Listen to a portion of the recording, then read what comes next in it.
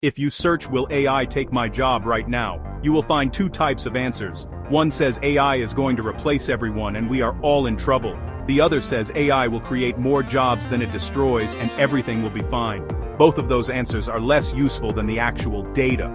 The actual data tells a more specific story.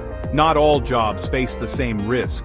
Not all tasks within the same job face the same risk.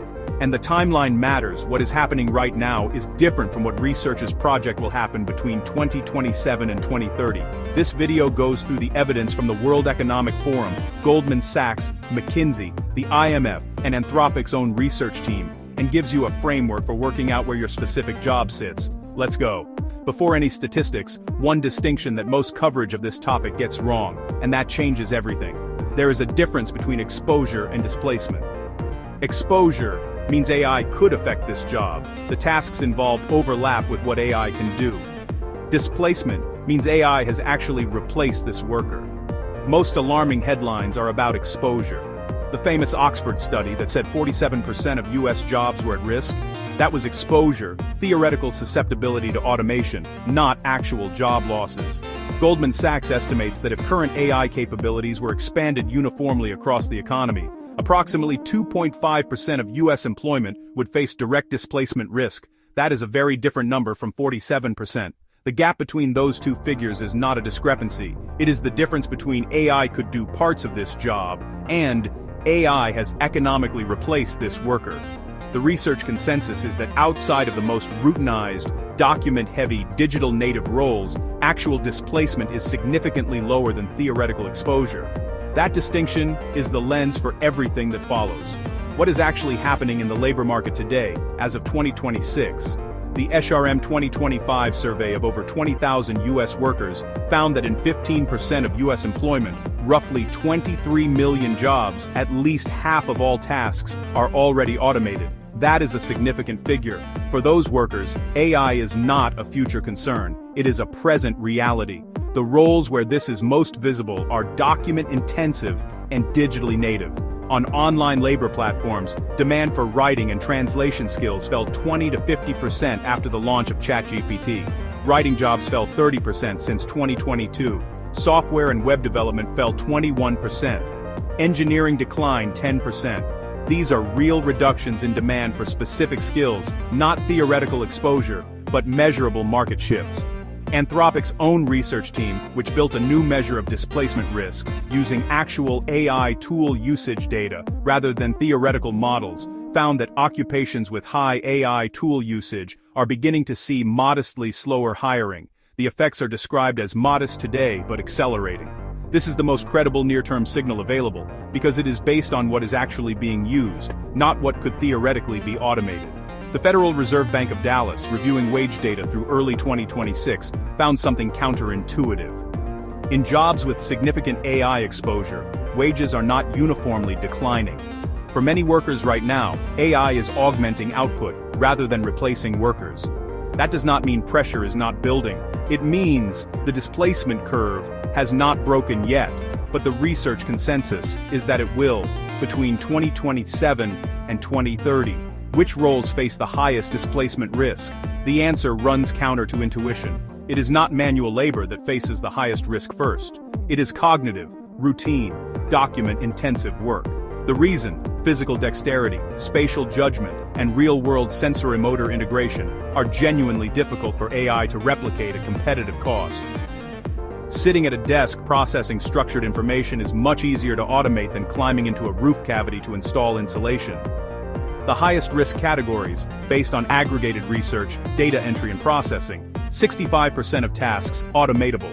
Customer service, 80% of roles estimated at automation risk by 2030. Administrative and back-office work, 46% of tasks already automatable. Legal document review and compliance screening, 44% automatable.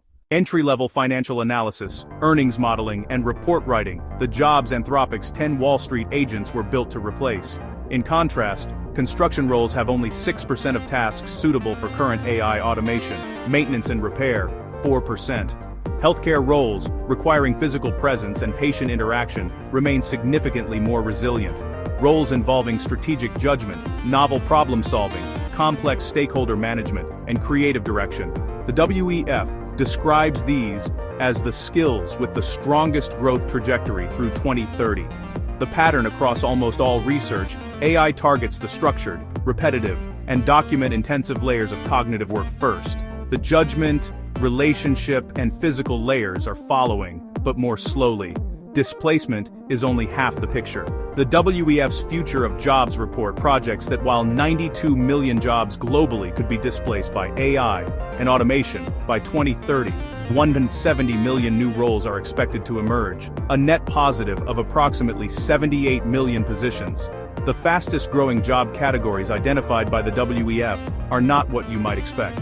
Technology roles, AI specialists, data analysts, cybersecurity experts are near the top. But so are green economy jobs, care economy roles, and skilled trade positions. The demand for human judgment in settings where AI cannot operate, physical environments, emotionally complex interactions, novel and unpredictable situations, is projected to grow. The honest caveat: new jobs being created does not automatically help the specific people whose existing jobs are displaced. A 50-year-old bank operations manager whose role is automated does not straightforwardly become an AI specialist. The transition risk is real.